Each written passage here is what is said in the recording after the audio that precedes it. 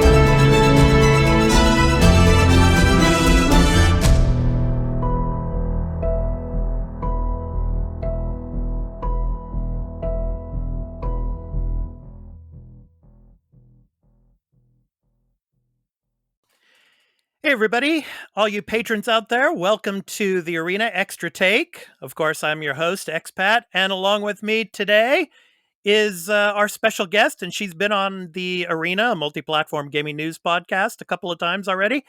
Mocha Butter, Twitch streamer Mocha Butter. How are you? I'm doing well. How are you, Expat? I'm doing good. It's past midnight out here in Japan. I've been having some problems with Zencaster and all, but yeah, I'll get it worked out. Attack of the devices, the tools. Attack of the devices, that's right, yeah. So how's New York treating you since you've been there for, about a week now? Yeah, I think this is like end of my second week, I think. I don't even know. I can't even keep track of the days. I can't even believe it's August. And where did the time go? But It's great. It's great so far. So I've been trying to move to New York since I was like 17 years old. So awesome. Finally made it happen. So I'm a happy girl. Awesome. It's kind of like me moving to Japan, you know. Yes. Oh my gosh. My boyfriend would like lose his mind. He loves Japan. And my dad's been and he loves it too. So well, when you guys come out, I'll take you for a tour. So cool. Yeah. Okay. So for our patrons out there, maybe that haven't listened to the podcasts that you've been on, Mocha, why don't you introduce yourself and tell everybody out there like what got you into gaming and what got you into streaming? Sure. So I'm Mocha Butter. I'm a variety streamer on Twitch, and we play all kinds of fun games. Nothing is really off limits for me. But I got into gaming actually through my dad. My dad bought a PlayStation 1 and, a Spyro disc and a Star Wars disc. And that is pretty much how we got started, just me basically watching him play Spyro because I was too chicken to do anything. Because I was like, the bosses are scary. So that's kind of how I got into it. And I've been into gaming ever since. I did a lot of mobile console stuff when, the Game Boy Advance and the DS were really, really big. So I kind of missed that era of console gaming, but I'm back. And it's really, really great, and I love it. So it's fun, and it feels so great to be a part of this particular time in gaming history because there's so much going on, and it's we're in a really, really big transition period, technology-wise and expectation-wise. So I'm excited. Right. And what got you into streaming in particular? So streaming was actually just supposed to be a PR stunt because I went to school for PR and that's what I got my degree in. So I wanted to see if I could, in effect, do my own PR for myself because that's usually what they say. It's the hardest thing to do is market yourself, and I have to agree. But it was just an experiment to see if I could put my chops to the test while I was kind of waiting for my next job opportunity to come around. And it was also an opportunity for me to stretch my creative wings a little bit. So in January of 2019 or 2020, I just booted up my Xbox and started playing the Elder Scrolls Online, and here we are almost a year and a half later, so it must have been 2020. But now you're playing a game that we're going to be discussing in this episode. It's the topic of this episode, Apex Legends. Yes, totally obsessed. I have a problem. So, what led you down the path to play Apex Legends? So the crazy thing is that I've never really played any first-person shooters ever. I'm normally like very strictly RPG MMO type of person. And a friend of mine, another streamer friend of mine, Big Gaming KJ, actually, she was like, "Hey, I'm gonna start playing this game. Like, I play first-person shooters almost exclusively. So if you have any questions, I'm happy to walk you through it." So, and I was like, "It's free. What the heck? Let's just download the game."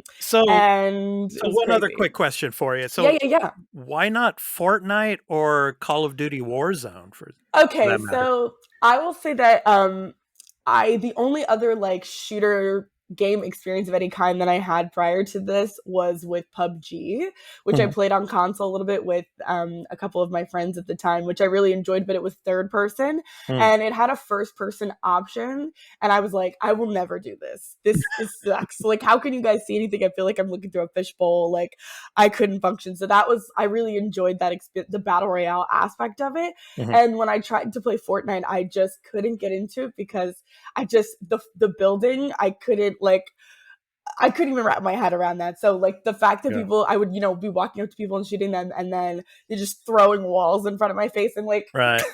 what am I supposed to do about this? Right. So I think my lack of ability to grasp that concept or that mechanic of the game kind of turned me off to it. So I just like never really went back. And then when PUBG kind of ducked in and did, was trying to keep up with Fortnite, I was like, okay. I just kind of took a step back and I don't know why I didn't get back into it, but it's just not really my thing, I guess. I see. Yeah, my son was into Fortnite when he was in junior high school, I think it was. But now he's a big Apex player. He loves to play Apex all the time now. But let's talk about the new character because now season 10 is right around the corner, right? It's coming like Tuesday. August 3rd. Yeah. So tell us a little bit about the new character, that's coming in season 10. His name is Seer, right? Yeah. So we got another recon character in the canon, which I'm really excited about.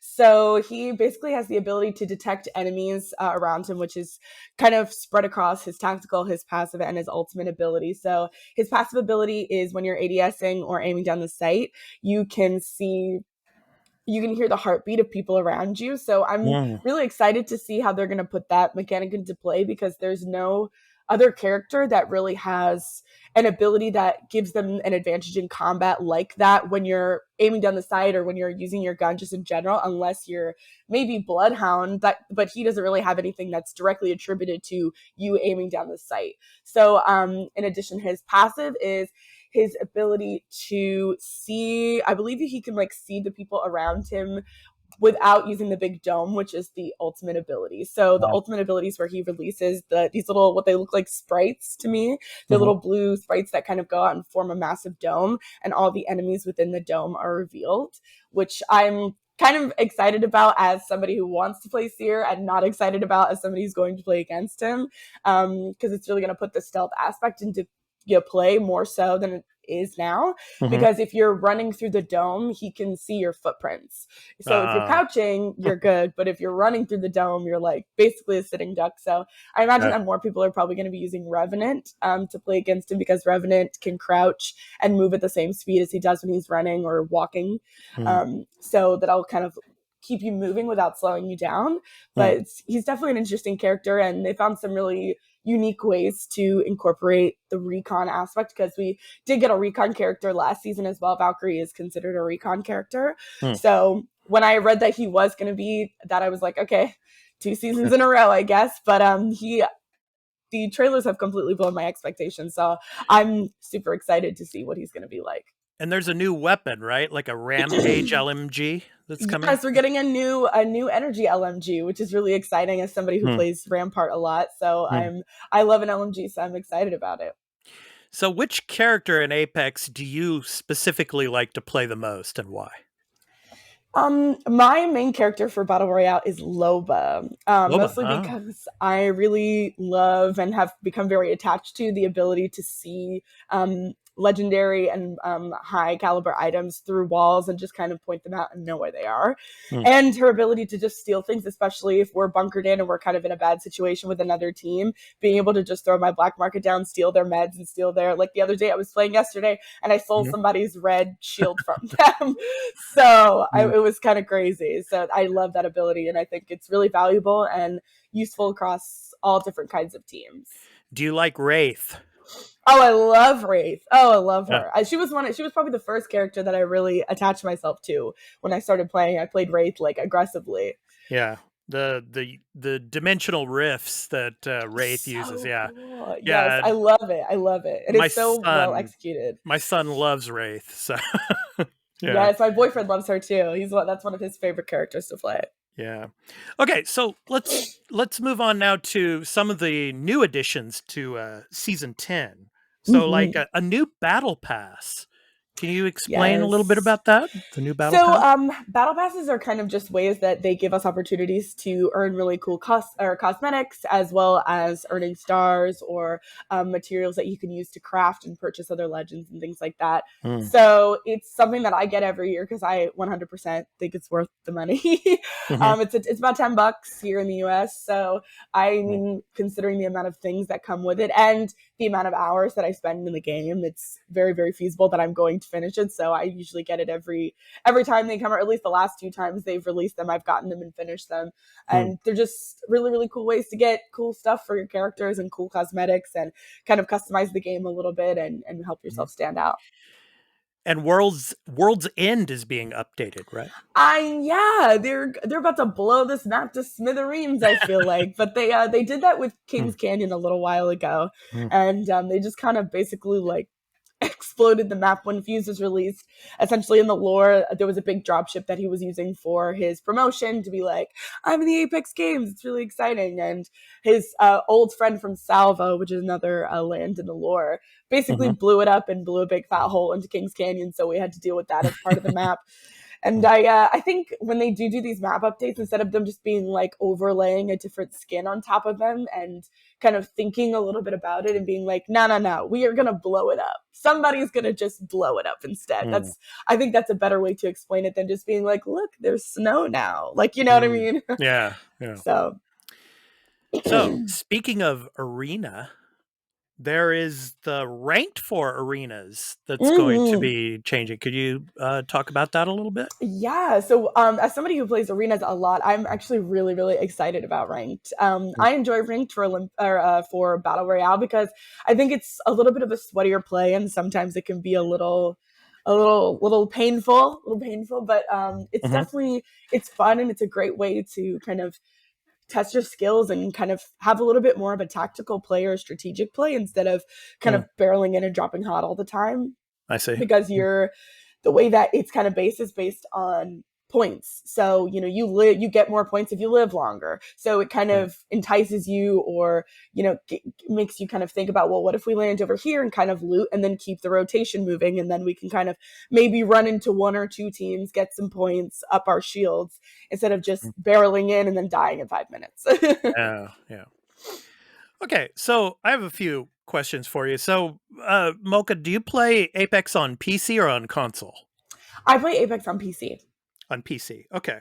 So now my question to you is, do you feel I should say PC players have an advantage over console players when playing Apex? I definitely think so. And I mean, that is probably, I feel that way more so attributed to my lack of experience with first-person shooters or shooters in general playing with a controller. But I mean, of course, you're always more than welcome to play with a controller on PC. That's not out of the question. Right. And it's not to say that I haven't had my butt handed to me by plenty of console players. But I think with the improved graphics and the faster reaction time, especially being able to pick up items a little bit faster. I mean, I play with my boyfriend and he plays on Xbox. And there'll be times where we're going for the same item and he's like, you just pick that up? Like, how did you pick that up so fast? And I was like, I think I just have quicker access to the keybinds that allow me to pick things up quicker. And I personally find that it's much, much easier to aim with mouse and keyboard, just in general, my aim is still kind of rusty, but Yeah. in general, I just think it's easier than using the joysticks. I feel like it's just more precise. Mhm. So them having to kind of fight against that, although I think cross-platform is something that should be available for all games, because it's Right. just, I think it's just a really great idea. And I know it's not always that easy, and that's a lot easier said than done, especially for larger games like MMOs that have tons and tons and tons of elements involved, that it's far more complicated than it's probably worth to make it cross-platform. Yeah. But I think that there are probably things that are in place to kind of even that balance up a little bit, but I'm not sure what they are, what the intricacies are. But I think personally that PC players do have a little bit of an advantage, especially as you move up into the higher ranks. Yeah, it's really hard to fathom too that this game is coming to mobile next year. Yeah. I know. Yeah. I know. Like, it's like that's crazy. Fortnite is popular on mobile already, but I mean, how is Apex going to do on mobile, do you think? Yeah, I have no idea. I have no clue. Like, I remember reading that and being like, all right. I mean, I don't know how the keybinds is like, what, like, how are you going to do stuff? Like, I don't know this, because Apex kind of has a lot of additional buttons that kind of do other things, because you have your emote wheel, you have your health bar wheel, you have the wheel that allows you to choose the secondary items that they added last season, like the heat shield, and then also you can put a mobile respawn beacon in there, as well as the being able to switch out grenades. I just don't even, that seems very, very complicated, or buttons that you would use to heal versus buttons that you use to reload. Like, I'm sure that's a similar thing that they did for Fortnite, but I can't even imagine how you incorporate all of those buttons onto just a screen that you're not worried about pressing the button while you're trying to move around and move through the game. Yeah, I don't know. It could be similar to Call of Duty mobile too. Yeah. I did think FPSs on mobile is just kind of a crazy concept to me. I think it's cool, but I'm just like, how? Where are all the buttons going? A lot of kids out here in Japan are playing Fortnite and Call of Duty on mobile. So wow. Amazing. Okay, so one of my last questions for you, Mocha, is, okay, so me personally, I haven't played Apex since like the beginning, like back in 2019. So if a guy like me were to want to get into season 10, to jump right in to season 10, what kind of advice would you give a player that's jumping in after a very long hiatus, so to speak, from Apex? I would just say that Apex has a very unique learning curve. So my advice to people, or at least something that was always given to me when I started that I thought was really helpful and that I would pass on to others, is drop hot, try different characters and drop hot, pick up guns, figure out what you like, because it's so different from anything that I've ever played, because there are guns that are based in reality and some that are based in fiction that they just materialize for the purposes of the game. So it's not like you can't necessarily predict what they're going to do or how you're going to react with them, and every gun feels so different. So it's so, even the characters, and that's another thing that took me so long to get used to, was just learning each character and learning what it means if I'm encountering a wraith and I don't know what that means because I don't know who she is. I don't know that she could wraith out. I don't know about the portal. And so I remember running into a wraith in one of my first times playing, and she just disappeared, and I was like, I don't know where she went. And they're like, follow the trail. And I'm like, I don't know what that means. So I think it's just giving yourself time and being patient with learning the characters, their abilities, and getting comfortable with the guns, and just really experimenting, try a little bit of everything, and have some fun. Don't be afraid to have fun.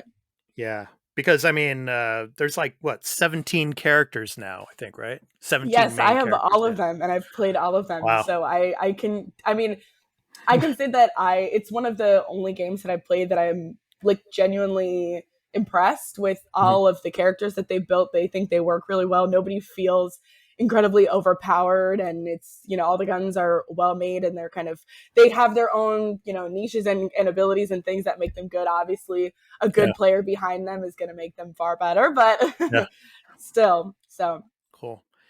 Yeah, this game won, the last award that it won was last year, the Steam Awards, for the best game that I suck at. yes. So, Apex is humbling. yeah. Okay, Mocha. Well, thank you so much for being on the Arena Extra Take and our look at Apex Legends Season 10 Emergence. So, My pleasure. It was so fun. yeah. So, looking forward to having you back on the podcast again in the future too. Yes. So, Can't wait. yeah. So I want to thank all you patrons for watching this here on patreon.com/thearena_podcast. And we hope to catch you in the next one. So to end this video, we're going to show you the gameplay trailer for Apex Season 10. So take care, all you patrons. Peace out.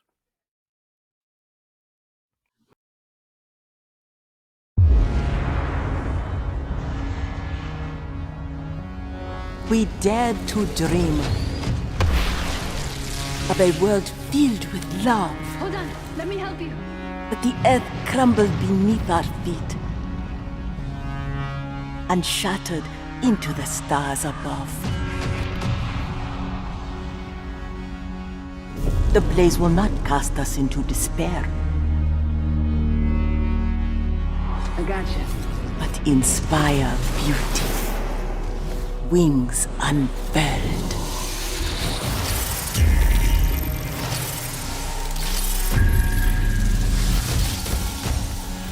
Have you said your goodbyes? I'm gonna kill you today.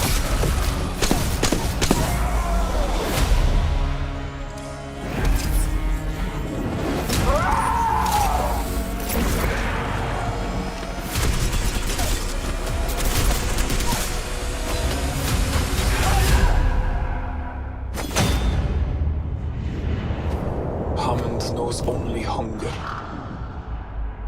They see flecks of slaughter left on Talos' bones, forgetting what happened when they last fed on us.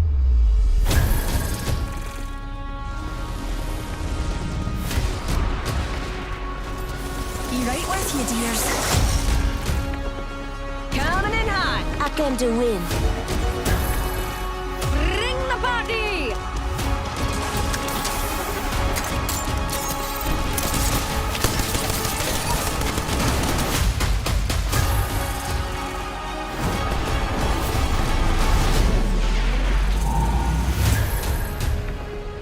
I have your attention. I will not waste it.